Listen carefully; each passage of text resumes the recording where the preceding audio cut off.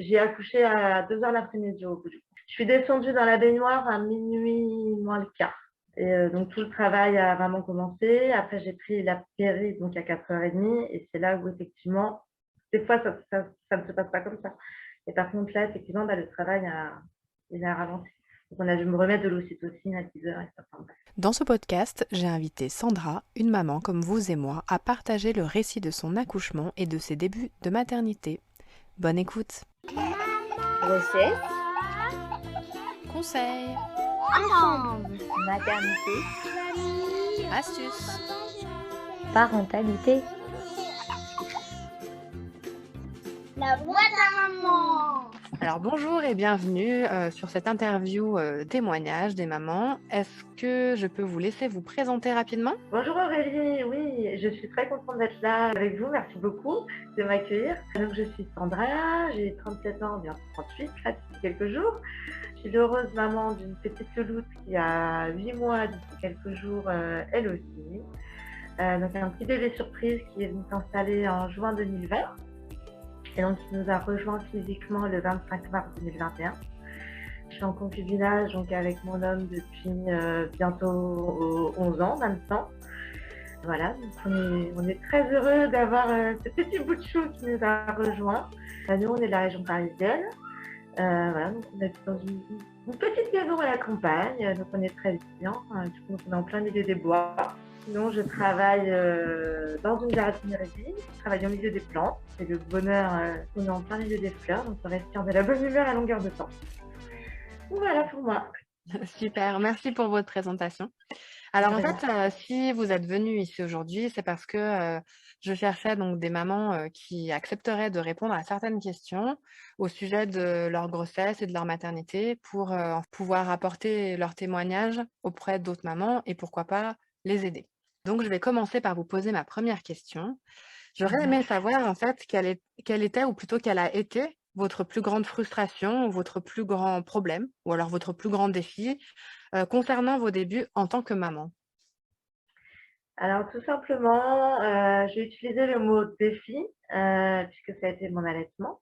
Donc je pense que je ne suis pas la seule. Je pense que ça va parler à beaucoup de mamans, puisque c'est quand même quelque chose de délicat. C'est un lien particulier entre le bébé et la maman. Pour le papa, c'est pas toujours facile au début de trouver sa place, parce que le bébé est souvent au sein, de par les pics de croissance, de par le besoin tout naturel d'être au sein avec maman, puisque ça le rassure énormément. Il a passé énormément de temps dans nous. Donc les premiers mois, il faut qu'il soit contre nous, qu'il nous sente, et c'est tout à fait normal. Il ne faut pas se cacher que nous aussi, on en a besoin quand même. Ça n'a pas été facile à mettre en place pour plusieurs choses. Déjà par rapport à l'équipe soignante, parce que comme j'ai eu un accouchement un petit peu compliqué, j'ai pas pu avoir de peau à peau tout de suite avec ma fille. Donc j'ai eu une montée de lait tardive tout en sachant que j'avais pas de lait pendant ma grossesse. Enfin, du moins, elle ne sortait pas. Et j'avais pas de colostrum qui sortait. Donc il a vraiment fallu attendre le pot à peau, etc. pour qu'il y ait une montée de lait. Et donc ça n'a pas été facile parce que l'équipe soignante ne comprenait pas ça. Et comme elle n'était pas avec moi dans ma chambre, elle était donc en néonatologie. Donc il fallait que je descende toutes les 3 heures pour lui donner une tétée. Donc il durait 1h30. Après on faisait du pot à pot. Après il fallait que je remonte, que je mange, que je dorme. Après que je redescende. Je dormais entre 2-3 heures du matin. Je redescendais pour 8 heures. Donc je pense que la fatigue n'a pas joué non plus. Le personnel soignant, non, non, non, attention, il ne faut pas être ça tétine. Enfin voilà, donc c'est pas évident du tout. Et le papa, comme je disais, il faut qu'il trouve sa place. Voilà. Le papa, il écoutait beaucoup aussi tous les conseils du personnel soignant. Alors que nous, on a notre propre ressenti. On sait quand il faut que bébé soit là avec nous. Et donc, c'était compliqué. Mais bon, au fur et à mesure, en observant, en écoutant, il a vu aussi tous les besoins de la petite louloute. Il a compris certaines choses et donc au bout d'un bon mois, les choses ont réussi à se passer. Et après, tout a réussi comment dire, il va se mettre en place. Donc, ma vraie montée de lait, je l'ai eu à la maison. Donc, je suis rentrée 9 jours après l'accouchement et je l'ai eu à la maison. Donc, pour vous dire, je crois que une grosse montée de lait, je l'ai eu peut-être à 15 jours, 3 semaines après. Oui. Ouais. Et puis depuis, bah, ma fille, comme je vous dis, il a la 8 mois et puis elle est toujours allaitée. Papa a trouvé sa place. Donc maintenant, c'est que du bonheur. Tout roule comme sur les roulettes. Là, c'est une bonne nouvelle qu'au final, ça se soit mis en place et que vous ayez réussi votre allaitement finalement sur une longue durée aussi, puisque vous êtes toujours Ouais. une maman allaitante. De par tout ça, on a dû faire un allaitement mixte sur les 15 premiers jours. Donc la première semaine, donc c'était que du exclusif, donc du coup à l'hôpital. Sauf que ma fille ne prenait pas de poids. Au contraire, elle en perdait. Donc c'est aussi pour ça qu'on est resté à l'hôpital aussi longtemps. Donc arrivée à la maison, ma sage-femme disait, la pesait, etc. Elle n'en prenait pas. Et puis à un moment donné, on a dit, écoutez Sandra, c'est soit on continue et là on va mettre sa vie en danger, ou soit on complète. Donc à un moment donné, bah, il fallait bien les écouter, les personnels soignants, puis surtout ma super sage-femme. Donc bah, on a complété. Et au bout de 15 jours, 3 semaines, aïe, c'est bon, elle avait dépassé la barre des 3 kilos. Donc on était contents et par contre on a continué. Par contre au bout de 3 semaines, je me dis c'est bon, on arrête, maintenant que tout est lancé. C'est pour ça aussi que la montée est arrivée aussi tard. Et donc depuis, bah, c'est bon. Ça marche comme sur des roulettes. Voilà. Et bon, comme quoi, des fois, il faut s'écouter. Je suis pas pour enfin, comment dire. J'avais peur de la confusion. Ça peut arriver parce que, oui, à un moment donné, effectivement, bah, j'ai senti une modification de succion. C'est pour ça aussi que j'ai voulu mettre fin au biberon. Mais ça ne fonctionne pas tout le temps. Là, maintenant, elle est en mixte chez la nounou depuis qu'elle a bientôt 6 mois et j'ai pas de problème. Donc, ça dépend des bébés. Voilà. Donc, il faut simplement s'écouter et puis écouter le bébé. C'est ce que j'allais vous demander, c'était par quel biais, qu'est-ce que vous aviez utilisé pour faire l'allaitement mixte? Parce que c'est vrai que souvent, pour éviter les confusions, on propose, il y a plusieurs solutions qui sont proposées autres que les biberons. Mais du coup, vous, il vous avait directement aiguillé sur des biberons, c'est ça? Au tout début, oui, sur le biberon, ouais. Oui, oui. Après, on est passé à la soft cup plus tard. Mmh. Mais au tout début, oui. Enfin, du coup, bah, pour la complémenter, comme c'était les biberons de maternité, et les tout petits, là, qui font 20 millilitres, je crois, on n'avait que ça. D'accord. Voilà, donc du coup, c'était pendant toute la journée. Et le soir, c'était une tétée. Et après, papa qui donnait le biberon et qui la couchait. Voilà, c'était le petit rituel du soir. D'accord. Et du coup, à un moment, vous avez parlé de votre super sage-femme et ça me Ouais. donne envie de vous demander, mais comment vous vous êtes préparée à votre accouchement, du coup? Je l'ai rencontrée puisque j'étais comment dire, en contact avec une autre sage-femme que j'avais rencontrée une première fois. Et ensuite, donc je l'ai relancée pour qu'on puisse se revoir et donc vraiment continuer un suivi. Elle ne m'a jamais répondu. Donc je me suis dirigée vers une autre sage-femme de ma ville et c'est elle qui m'a suivie tout le long. Elle m'a expliqué tous les déroulés, donc j'ai fait tous les cours, donc que ce soit sur l'allaitement, sur le périnée, tous les 7 cours en fait est obligatoire, en plus d'autres, parce que j'en ai fait beaucoup quand même, parce que j'y allais une fois par semaine de novembre à février, donc beaucoup. Du coup, on a fait tout ce qui était respiration, travail du périnée. Et en fait, moi, j'aurais bien aimé avoir un accouchement dit physiologique, sans péridurale. Donc, on avait travaillé pas mal là-dessus. Donc, vraiment sur la respiration, sur les positions de yoga, savoir que la position vaginéco, elle n'est pas optimale pour cet accouchement-là.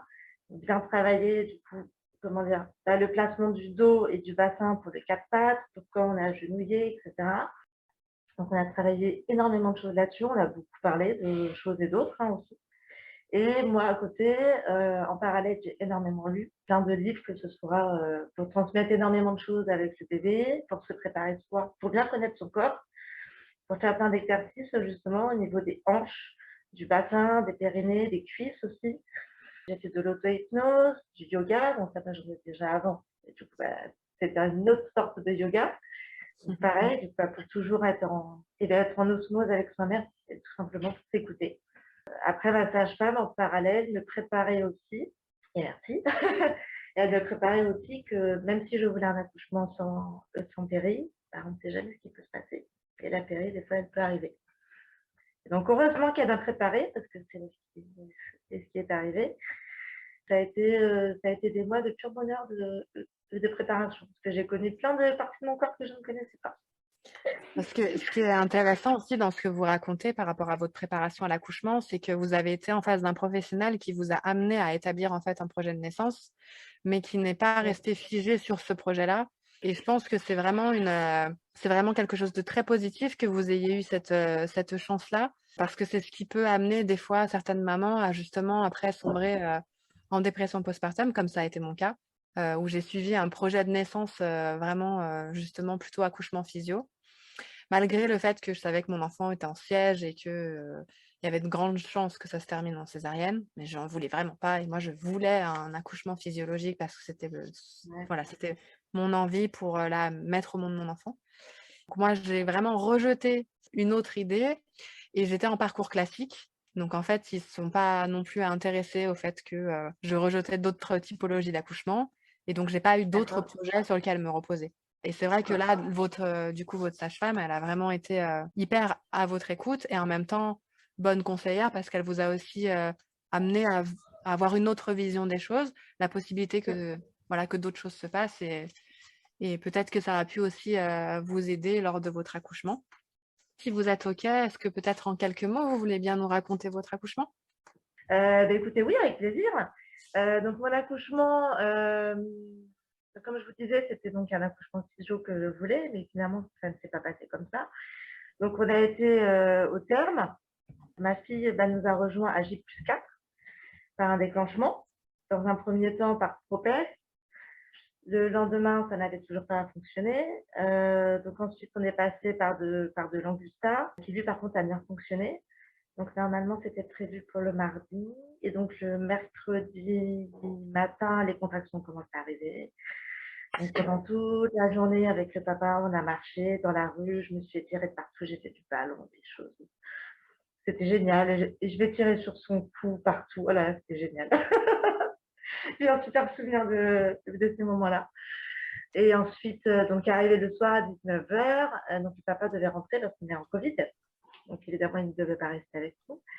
Et j'avais froid, chaud, froid, chaud. Il me disait, je veux pas rentrer parce que je sais que quand je vais rentrer, ben, je vais être rappelée. Ah oui, mais en tous les cas, on n'a pas le choix. Donc de là, le travail a vraiment commencé. Donc j'ai fait, enfin, j'ai pas dit une partie du travail parce que ça a été fait en bas, mais les grosses, grosses contractions sont arrivées dans la chambre. Donc j'ai demandé de l'aide à une sage-femme. Elle ne m'a pas laissée en position gynéco. Elle m'a laissé, du coup, elle m'a mis en quatre pattes sur le lit avec mon coussin d'allaitement pour bien gérer toutes les contractions.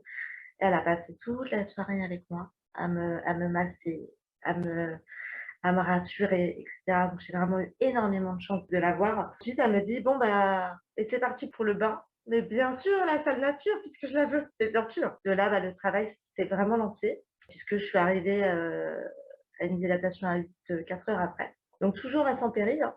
Et par contre, là, effectivement, je n'en pouvais plus. Donc, bah, j'ai demandé la péri. Donc, la sage-femme qui me suivait depuis le début, donc depuis le jour du terme, donc, et Jennifer, me soutenait. Non, non, non, mais pour votre projet, non, non, non, je peux plus, je peux plus. Donc, on a essayé le gaz, etc., mais non, c'est pas possible. Donc, j'ai craqué, donc à 4h30, péri, mais sans regret de ce qui s'est passé par la suite. Et donc, de là, bah, monito, donc de là, je ne peux plus bouger, bien entendu. Et bon, comme j'ai la péri, ça va, je peux enfin dormir, parce que ça fait 2 jours que je ne dormais pas. Donc, on a lancé les hostilités vers midi, en sachant que depuis 4h, 5h du matin, le cœur des fois ralentissait. Elle était toujours haute, donc elle n'arrivait pas à descendre. Et par contre, 13h30, là, le cœur a vraiment commencé à ralentir. Donc, on a appelé les sages-femmes. Elles sont arrivées par 5. On y va, allez, c'est parti, go. Sauf que bah, j'ai le bassin étroit, donc elle était bloquée. Donc, ils ont appelé le gynéco. Et de là, j'entends oui, bah, allez chercher les forceps, etc. Et là, je vois qu'il revient. Moi, je sens quelque chose dans mon corps. Je ne savais pas quoi. J'ai compris par la suite. Et je regarde et je lui dis, mais qu'est-ce que vous faites? Bah non, mais j'utilise des forceps. Pourquoi? Bah, est-ce que vous ne voulez pas? Et si, mais enfin, je veux juste que vous me le disiez ou que vous me posiez la question. Ok, donc pour vous, c'est bon, hein? Oui, oui, oui, c'est bon. Donc on a réussi, mais comme je demandais depuis le matin, parce qu'on baissait tout ce qui était dosage de péri, j'ai réussi quand même à la sentir passer. Donc j'étais, attention, mais c'est la tête, c'est les épaules, oui, oui, oui. Voilà, et je l'ai quand même senti. Donc c'était pas ce que je voulais. Donc par contre, donc elle avait le cordon autour du cou. Et en fait, elle a fait un pneumothorax. Mmh. Même parce qu'elle avait les 2 poumons touchés. Donc, je l'ai à peine eue sur moi, parce qu'elle avait également du méconium à l'intérieur et des poumons. Donc, en fait, ils l'ont prise tout de suite pour aller l'aspirer, et cetera. Et en plus de ça, ils ont fait tous les soins derrière. Donc, mesure, et cetera, donc avec papa. Et du coup, moi, je suis restée dans la chambre jusqu'à 17h et je l'ai vraiment, vraiment, vraiment vue le lendemain. Donc, l'accouchement, c'est pour ça que je dis que je ne regrette pas la péridurale, parce que vu ce qui s'est passé, parce que du coup, je me suis luxée de coquille, etc. Si j'avais pas pris la péri, je serais partie en césarienne avec une anesthésie générale. Donc sans regret. Par contre, ils m'ont prévenu pour le prochain, c'est une césarienne obligée. Vous verrez, peut-être qu'avec un peu d'ostéo, ça peut se régler, ne sait-on jamais. Eh bien oui, je suis vraiment très très contente de mon accouchement au bout du compte, parce que j'ai eu ce que je voulais. J'ai eu la salle nature, j'ai eu le bain, j'ai eu les câlins, j'ai eu les massages, les mots rassurants. J'ai senti mon bébé descendre et c'était tout ce que je voulais. Donc, je suis contente. Et puis surtout, ce que je vois aussi, ce que j'entends dans votre témoignage, et je pense que vraiment c'est un message aussi à faire passer à toutes les mamans, c'est que vous étiez partie en tête avec l'idée que vous ne prendriez jamais la péri parce que c'était pas ce que vous vouliez, et vous vous êtes autorisée à changer d'avis et à Ouais, pas culpabiliser pour, et ça c'est hyper important aussi. exactement. Exactement. Il ne faut pas regretter ce choix-là, parce que s'il faut que ça se passe comme ça, c'est la vie.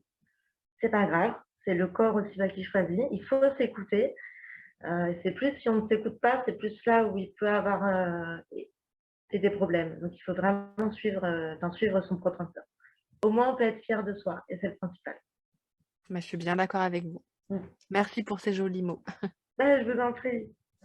Et du coup, quand vous êtes rentrée à la maison, comment ça s'est passé? Vous avez été un peu entourée à vos débuts à la maison? En quelque sorte, comment s'est manifestée l'aide qu'on a pu vous apporter? Alors l'aide que j'ai eue, comme je vous disais précédemment, donc on était en Covid, donc les déplacements interrégionaux étaient interdits, donc la famille ne pouvait pas venir. Par contre, j'étais beaucoup avec ma sœur au téléphone qui a 3 enfants, qui a allaité ses 3 enfants. Elle a su m'écouter, elle a su me rassurer, elle a su me conseiller. Donc merci à elle, mes amis, etc. Et dans ces moments-là, des fois, on a besoin de personnes qui vivent les mêmes choses que nous, parce qu'on a besoin d'évacuer des choses que peu de gens peuvent comprendre. J'ai la chance d'être dans un groupe de mamans avec qui on a vécu toutes nos grossesses ensemble, enfin pas toutes, mais du moins celle-là. Et on est encore en contact maintenant, ensemble. Donc ça fait 1 an maintenant qu'on se côtoie. Et donc, merci à elles parce qu'elles m'ont vraiment entourée, que ce soit avec les problèmes que j'ai eus avec le papa, comme je vous en parlais tout à l'heure, avec le personnel soignant, moi avec mes propres doutes, parce qu'on apprend, on apprend à être maman, c'est pas inné. Donc ça aide énormément. Tout mon entourage et encore une fois, ma super sage-femme, qui venait même sur ces jours de repos et de vacances pour venir s'occuper de ma fille et de moi. Et je la remercierai jamais assez. Voilà. C'est vraiment toute l'importance de bien choisir aussi le professionnel qui va nous suivre durant notre grossesse et après, parce que finalement, il doit y avoir aussi un certain lien et un certain feeling pour qu'on puisse se reposer sur ce praticien au moment où on a justement des questionnements et des doutes. Et ce que j'entends encore une fois dans votre témoignage, c'est que au final, vous avez eu la chance, comme vous disiez, d'être bien entouré, mais je pense qu'aussi vous avez choisi en fait des personnes pour vous entourer. Vous avez eu de la chance, mais aussi parce que vous avez su saisir des opportunités ou alors aller demander de l'aide ou exposer vos doutes. Et par exemple, le fait d'avoir constitué ou d'avoir participé à un groupe de mamans, c'est vraiment une super idée. Enfin, c'est aussi ce que je suis en train de mettre en place avec ce projet de la boîte à maman. C'est pour justement créer du lien entre les mamans, entre les femmes, pour qu'on puisse un peu libérer les paroles et puis éviter de se retrouver seule avec nos doutes, justement. Et c'est important, hein, parce qu'il faut qu'on prenne confiance en soi aussi. Hein. C'est pas évident tous les jours. Hein. Avec les petits bouts qu'on a et puis en fonction de la vie qu'on a aussi, mais tout simplement. Hein. En fonction que ce soit de l'enfance ou soit de la vie qu'on a dans le présent. Donc du mari ou du conjoint ou d'une maman solo. Donc c'est pas évident. Et oui, effectivement, choisir les bonnes personnes, c'est ça qui va aussi aider à devenir une bonne maman. Parce qu'on est tous des super mamans. Enfin, nous, je vois, on se conseille, on s'écoute. Il est très, très bienveillant, ce groupe. Pour des questions toutes bêtes. Oh, il a le nez qui coule. Oh, bah, est-ce que vous pensez que juste ça, ça va? Ben oui, oui, oui, bien sûr. Mais écoute-toi, écoute-toi. Oh, du coup, bah, je vais voir le médecin, là, ça. Ah, bah non, non, mais tu vois, bah, t'as bien fait de t'écouter. Et juste ça, pour juste une phrase comme ça, et je vous la transmets là, maintenant que je le dis et que vous m'écoutiez. Encore une fois, il faut s'écouter, et ça revient à ce que vous dites, effectivement, bah, s'entourer des bonnes personnes, parce que bah, ça fait tout. C'est ça, puis on se sent pas isolé et surtout on a du soutien. Hein. On a du soutien. J'aime beaucoup cette phrase qui dit il faut tout un village pour élever un enfant.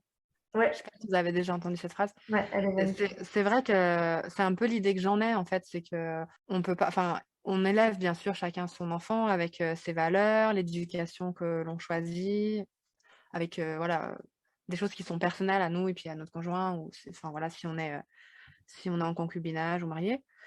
Mais quand même, c'est nécessaire à mon sens d'avoir aussi des épaules ou des oreilles ou peu importe vers qui se tourner d'extérieur pour apprendre d'eux, pour se ressentir du soutien, pour avoir de la confiance en soi, et cetera, pour, je sais pas, valider ses choix, même si on s'écoute, effectivement, nos choix sont souvent les bons en Oui, ce qui concerne la maternité, ouais. mais c'est important. Justement, dans les moments où vous étiez, à l'hôpital, pendant et même après votre accouchement, comment est-ce que vous avez trouvé justement le contact avec les professionnels de santé qui ont été là, qui ont été sur le passage en fait de votre maternité, vous voyez, qui ont traversé en fait votre route sur votre maternité, mais Ouais. Avec qui qui... je partageais ma vie pendant ce moment-là. Ouais, voilà, c'est ça. Alors ça, pareil, ma sage-femme nous a préparé là-dessus. Elle nous a dit, attention, n'écoutez pas tout ce qu'on va vous dire. Elle nous a dit, attention, vous allez voir, il y a du bon et il y a du mauvais. Il y en a qui vont être très gentils, il y en a, ils vont s'en ficher royalement. Elle nous a vraiment préparé sur les deux profils. Donc là où j'ai eu énormément de chance, c'est que toutes les personnes positives, les personnes bienveillantes, je les ai eues tout au début de mon travail, donc de l'heure où je vais arriver à l'hôpital. Par contre, les personnes un peu plus, je ne vais pas dire néfastes, mais un peu trop terre à terre, je vais dire, qui n'avaient pas d'empathie, je les ai plutôt eues vers la fin. L'un dans l'autre, je préfère avoir des personnes bienveillantes au début. Parce qu'après, j'étais avec le papa, donc ça allait. Donc, en arrivant, comme je vous disais, l'équipe était géniale. Donc, Jennifer, la sage-femme qui m'a suivie pendant les 2 jours, était aux petits soins. Elle était super. L'équipe, vraiment, est au niveau de la salle de naissance. Elles savent ce qu'elles font. Elles savent trouver les beaux mots au beau moment. Donc ça fait énormément du bien. L'équipe d'après, comme ils sortaient de l'école, ils n'avaient pas encore toutes ces notions encore une fois, de s'écouter. J'ai envie de dire, pas de se mettre au service des familles, mais d'adapter les conseils, le ton aussi, les gestes, les postures. En fait, de s'adapter en fonction de chaque famille. Et ça, par contre, elle ne savait pas le faire. Donc, il y a eu des mots qui étaient déplacés, il y a eu des gestes déplacés. On peut même utiliser le mot de violent. Quand ma fille est au sein et qu'elle s'endort, alors qu'elle a que 3 jours, que la puéricultrice arrive. Ah bon, elle s'endort? Elle prend ma fille, elle commence à la déshabiller, à la mettre nue. Je suis sortie de mes gonds, je dis, qu'est-ce que vous faites? Mais non, mais attendez, non, mais elle n'a pas le droit de dormir. Si, si, elle a 3 jours. Si, si, si, mais vous ne faites pas ça. Quand elle rentre dans la chambre à 2 heures du matin, ah bah faut lui donner c'est pas un complément, mais un médicament.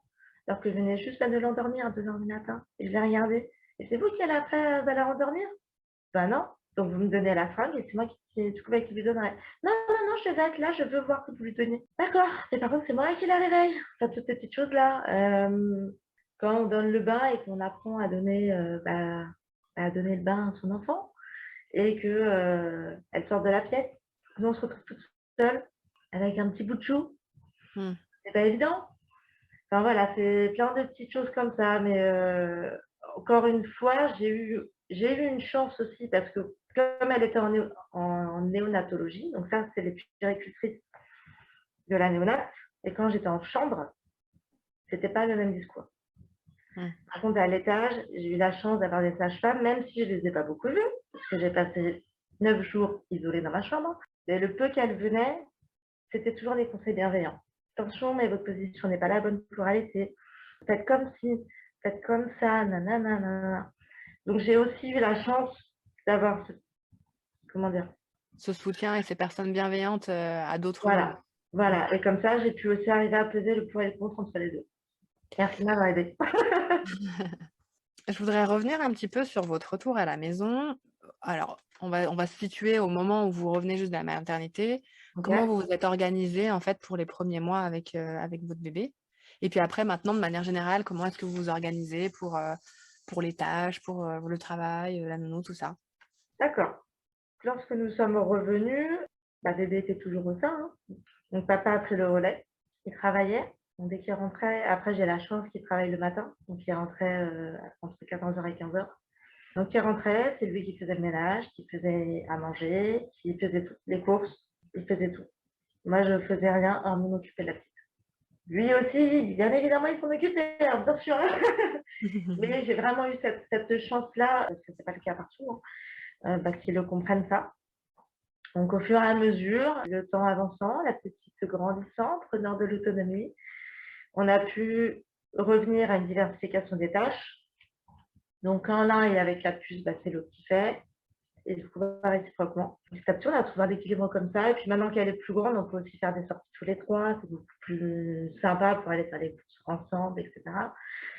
Et maintenant, comme lui aussi toujours travaille que le matin, c'est lui qui la récupère l'après-midi, donc à 16h. Donc la petite ne fait pas énormément de temps chez la nounou. Enfin, elle fait 8 heures par jour. Elle a une semaine à 3 jours et l'autre semaine à 4 jours. Donc c'est pas énorme parce que moi, travaillant les week-ends, je vais là avec moi en semaine. Donc c'est chouette. Et donc lui, il la récupère en journée. Et ensuite, moi, je rentre le soir. Et le soir, je rentre. C'est la tétée. Lui, il partira à manger. On mange. Et puis après, c'est soit... Dernièrement, c'est lui quand même qui l'endort parce qu'on essaie maintenant de faire un endormissement sur le sein. Donc maintenant, c'est lui qui l'endort. Et puis après, on passe notre petite soirée tous les deux. Et puis après, passer au dodo. Donc au fur et à mesure, toutes les choses vont trouver leur place assez facilement. Vous avez pu coucouner du coup, enfin moi j'appelle ça coucouner, Ouais. sur votre mois d'or juste après votre accouchement. Et puis ensuite, papa a pu prendre un peu plus sa place auprès de la petite et puis votre organisation familiale s'est rodée comme ça petit à petit. Donc, c'est génial quand ça se passe comme ça. Et tout s'est fait naturellement au bout du coup. Voilà, c'est vraiment le must. Voilà. Bon, après, il y a eu des tensions, bien évidemment, mais il faut le temps que tout se mette en place.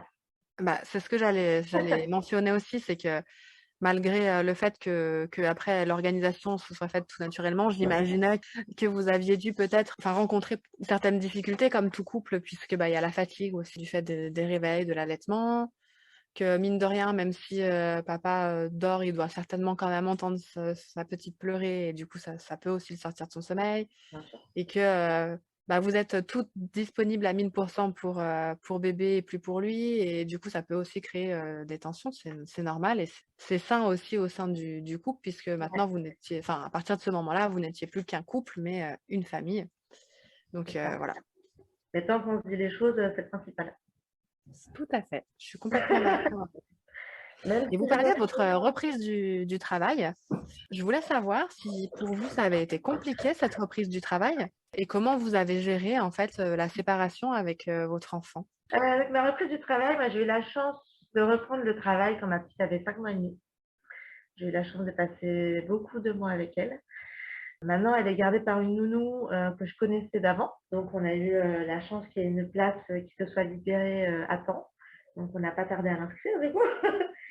Donc, comme j'étais déjà en confiance, comme je la connaissais, j'étais à l'aise. Je savais qu'elle allait y être bien. Les choses qui me faisaient plus mal, c'est qu'elle allait voir des choses que moi, je n'allais pas voir. Elle allait passer beaucoup de temps avec elle, que moi, je n'allais plus passer avec elle.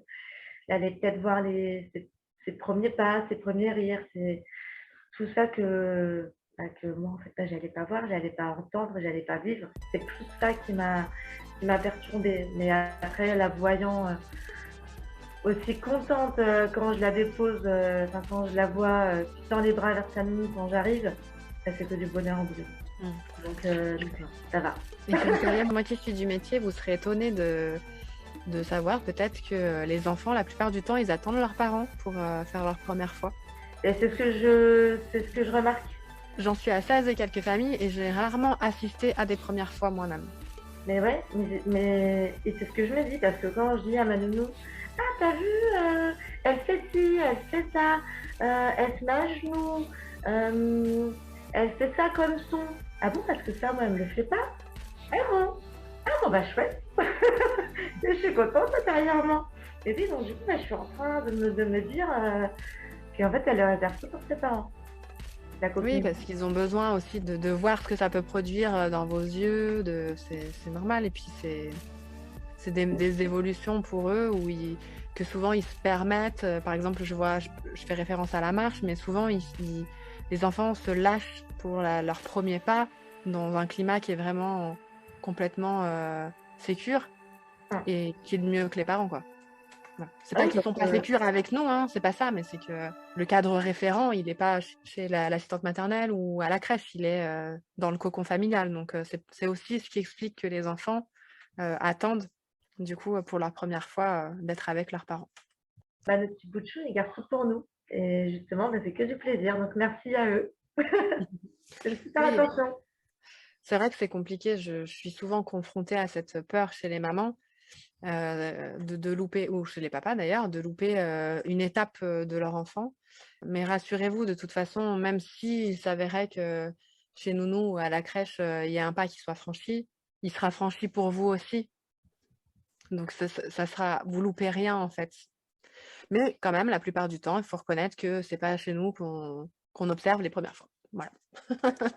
Je suis navrée pour nous, pardon, bah, pour vous, mais tant mieux pour nous. Ah, mais c'est à notre place, hein. Nous, on est contents après quand ils reviennent et qu'ils disent que les parents nous disent ah, ils ont fait ça, ah, ben, c'est génial, on va pouvoir continuer à accompagner la marche, on va pouvoir continuer voilà.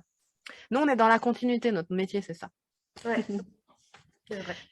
Et ben, pour conclure, j'avais envie de vous poser une dernière question. Ça serait comment vous définiriez-vous le mot maman? Bien sûr, avec plaisir. Le mot maman, pour moi, ça reflète trois mots: protection, apprentissage et la confiance. Ces trois mots, ils sont vraiment, à mon sens, pour éduquer bah, nos petits bouts de chou, parce qu'on les protège de tout, que ce soit bah, d'eux-mêmes ou des autres. On leur apprend, bah, on les a petits bouts, on leur fait faire toute leur première fois. Et la confiance, bah, déjà dans un premier temps, une grande confiance en eux, parce que c'est quand même ça qui va faire ce qu'ils vont devenir plus tard. Et c'est avec tout ce qu'on leur inculque maintenant, avec tous leurs bravos, tous nos applaudissements, tous nos bisous, tous nos câlins, qui vont prendre confiance en eux et devenir des êtres géniaux, tout simplement. Ben, c'est très beau comme définition. Merci. Bon, j'espère que vous avez pris du plaisir à réaliser cette interview. Ouais, merci beaucoup.